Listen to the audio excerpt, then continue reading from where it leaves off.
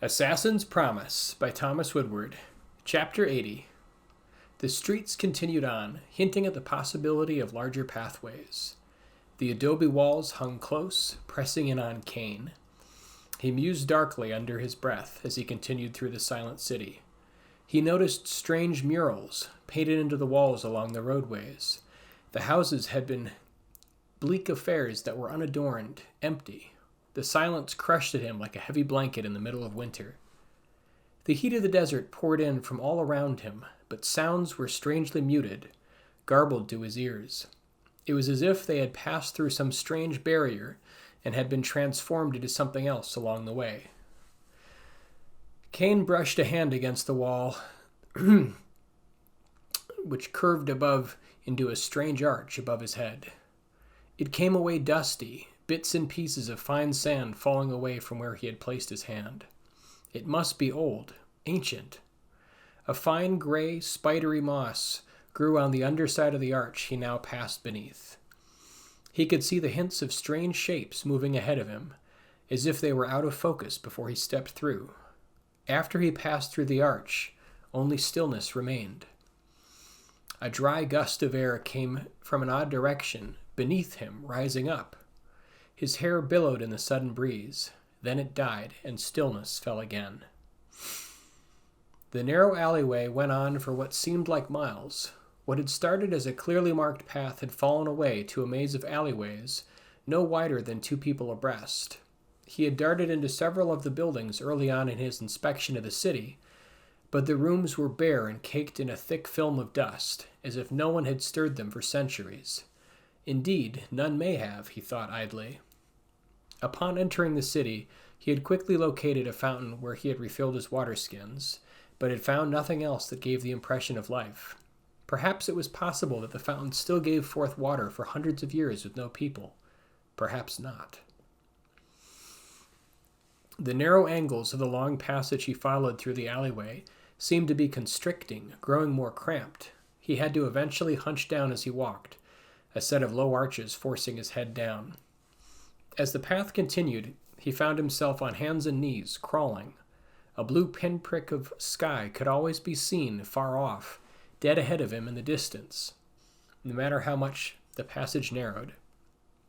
Abruptly, an opening in the wall to his right broke off from the narrow passage. He could see no measurable progress that he had made on his original trajectory. Nothing to tell him he had even moved forward at all, save the tightening of his surroundings.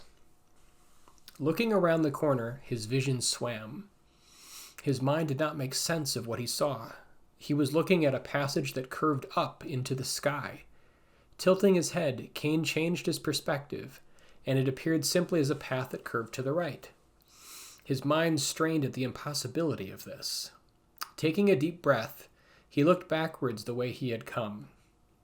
Still seeing an identical pinhole of sky far in the distance, he could not tell any difference from where he had been going or where he had come from. He looked down and nearly fell over. He appeared to be looking at a reflection of blue sky. It was so perfect, it chilled him in spite of the heat. It must be an elaborate pattern of mirrors, so cunning, none but a master artisan could have crafted them. Curious, he leaned down and felt of the mirror's surface with one hand. There was no mirror. His mind recoiled as his hand continued to extend into nothing, appearing to reach up into the sky, a slight breeze rustling the hairs of his arm. He vomited and watched it fall away into the sky and disappear into nothing. Kane's vision spun as he wrestled with the impossibility of what his eyes were delivering to his brain. Heaving against the wall lest he lose contact with it completely, he madly pulled himself into the opening in the wall, running sideways along a wall that curved down into a street below. Odd angles forced his mind to cope, and he closed his eyes for a moment, feeling the dry heaves as his stomach lurched. Where had the arch led him? Looking to his left, buildings rose hundreds of spans, their windows forming a maze of holes he could simply step into and fall through if he was careless. To his right, the wall extended for a space of no more than a span or two, before meeting the road at a sharp angle and curving away. In front of him, the blue sky fell away to a great structure, massive and dominating. An explosion of dark birds came whipping around the edge of the building in front of him and dove around him, cawing madly before diving into a shadow-recessed window of the building he now tread upon. The rush of air as they passed within inches of him startled his senses further. Kane stooped down and held one hand out to steady him, his left lying flat on the building, his right lying flat on the wall beneath it, as he stood rooted at an impossible angle. Nothing appeared to be holding his weight where he huddled. Crawling on his hands and knees, he moved forward, passing open windows that fell into deep recesses of the unknown adobe structure. He passed another window, and black birds exploded from it directly beneath him at tremendous speed.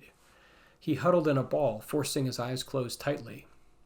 He could feel himself wobbling and tipping forward against the new laws of gravity that now held him fast.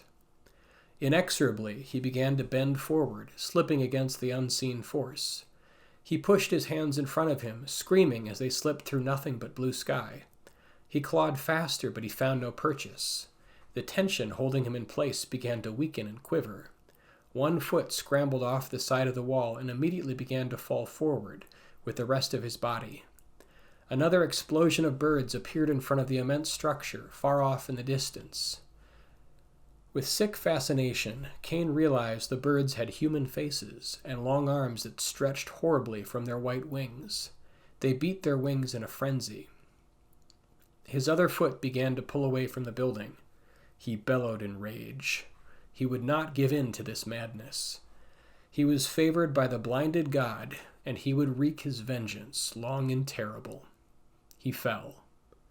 Kane moved at an inhuman speed, falling through air and sky, careening towards the gigantic dome structure that lay before him in a great tableau. Currents of air buffeted him as his speed increased, shifting his trajectory as the sound roared in his ears. He pulled the shadow blade from the inner recesses of his clothes and bared the long, cold blade in fury. Splinters of lightning fell around him. Odd shadows warped terribly. The gusts of air moved in cyclical patterns around his body that streaked across the landscape. Faces emerged from nothingness and were lost again. Light and shadow became thick bars of substance around him that pulsed with a demonic beating. Kane roared in anger. Black liquid poured down around him like jelly as a wave of human-faced birds slammed into him. Their broken bodies puddled around his feet, trapped in the thick gel that oozed around him in heavy sheets. The misshapen faces he saw were of startling beauty.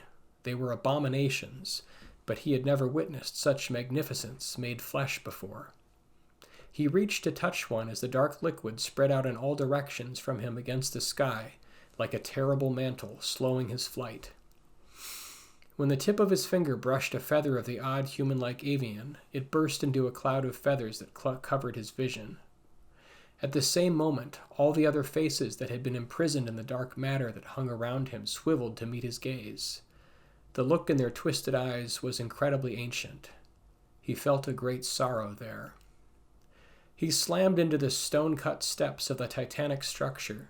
They fell away for hundreds of spans up to an immense bronze gate. He could see bronze fire moving in coursing pathways around the intricate patterns that shaped the great doors. They coursed like the lifeblood of an ageless entity, supple and powerful. Kane shouted with all his might as his body rebounded like a ragdoll from the impact. His voice magnified so that it could be heard echoing across the great expanse, exploding from his chest and assaulting his ears with his terrible fury. The echoes took several moments to fade. Emboldened, he surged the shadow blade forward and with it his will. The strange inky substance moved and clung with desperate abandon to the stone steps that were cut at an impossible angle. The jelly-like liquid held him there before he could be ripped away from the building, spinning off into the storming sky. Black bolts ionized around him in a shower of energy. Where they fell, stone and dust became nothing but smoking motes that hung in the air.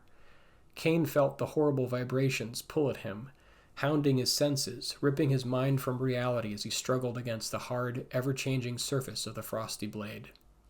He felt icicles spread outward from his chest, where he attempted to maintain his control over the ancient artifact.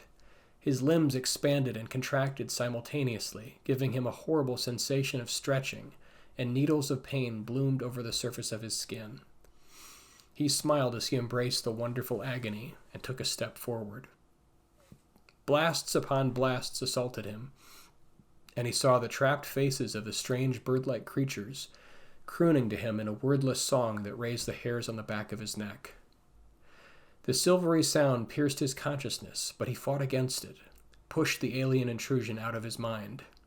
He began to sweat with each step he took, fountains of rock and sand gouting up into the air around him as the sharp stabs of lightning continued unabated. He coldly moved his left arm through the black jelly and crushed the head of one of the bird-like creatures, who was transfixed in their seductive song. An explosion of feathers forced itself over his vision as he did so. For a moment he could see nothing but the rising waters across a desert landscape. They surged forth towards a great city that lay cloaked against the towering dunes. Calls of terror came from figures who flew far above the city's walls. In a wave of anger, Cain banished the image from his mind, shouting powerful notes from deep within his chest against the onslaught. They reverberated through him and echoed like thunder as the great bolts continued to fall around him, uncaring. Bronze fire welled above him. He could see reflections of it as he passed great mirror-like structures on his path to the gigantic bronze doorway. It was brighter than 1,000 suns and warped and billowed like a liquid made from smoke. Its tethers slithered like tentacles, great wrapping bands of metallic fire, cords of a great monstrosity, ancient and without form. Cain raged on, pain splitting him like 1,000 needles, trying to break his concentration, attempting to shatter him to a million exploding shards of dust. He screamed out his very existence. He held his mind together from being fractured against the nothing that intruded like a million knives. The door approached, spinning and rotating like the axle of a great wheel. He realized the entire structure was moving in a great arc. Looking back at the direction from which he had come, he saw an enormous mass of dark liquid that fanned out like a great billowing serpent against the chaotic sky. It moved and flowed like bile, spinning and exploding with a rolling wave of hatred. Behind it, he saw the shadows of something out of focus, just beyond the reach of his mind. The pain from the shadow blade blazed in response, and his frozen fingers surged in agony where he held it in a death grip. The landscape began to warp and fray. Gigantic clouds of steam hissed as they exploded all around him. The crooning song of the hypnotic avian creatures abruptly fell away. The alien presence retreated from his mind. The onslaught of the shadow blade intensified. Sucking in a breath of pure frost, he slammed the blade back into its sheath and felt a wave of power nearly knock him senseless at the recoil. His vision spun madly. Air became fire, which exploded into stars that hovered above his gaze, rotating until they held strange patterns in the sky. Darkness closed in, and he shouted again in desperation. The darkness receded with a mad scream of anger, and the sky reoriented itself, stars moving madly across the expanse back into place. When the sky stopped moving, he lay panting against the ground. He looked above him and saw a cold stone arch crumbling away to antiquity. He took another ragged breath and rested his hand against the ground. His anger remained, cold and deep. His senses swam as he tucked the shadow blade back into place within the garb of his clothing, cold against his chest. Even through the heavy sheath that created a barrier to its ancient and powerful properties, the world felt solid again, real. He laughed. It was long and bitter and dark. It suited his mood just fine.